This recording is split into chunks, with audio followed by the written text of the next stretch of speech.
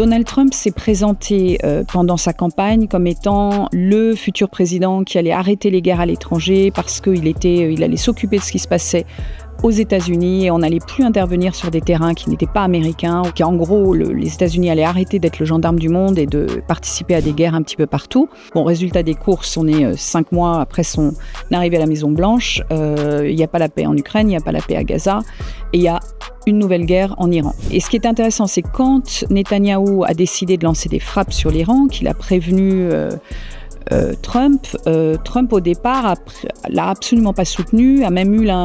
eu l'impression qu'il se détournait un peu, puis au moment où les frappes se sont concrétisées et ont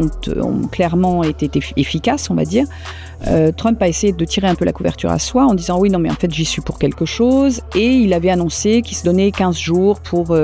réfléchir, est-ce que lui aussi allait participer aux frappes. Ça dit que Donald Trump écoute les gens qui sont autour de lui et qui l'ont mis au pouvoir. Donc en fait, dans le groupe des électeurs de Trump, il y a les MAGA, donc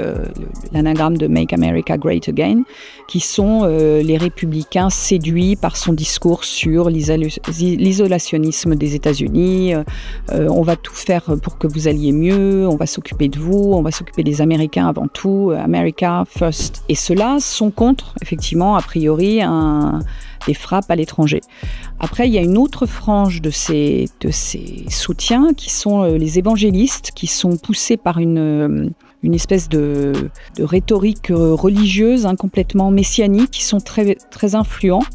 auprès de Trump, notamment Mike Huckabee, qui est l'ambassadeur à l'heure actuelle à Jérusalem, et qui poussent, eux, pour la destruction des ennemis d'Israël, donc et l'Iran l'étant. Donc je pense que Trump finalement s'est fait convaincre par cette frange-là.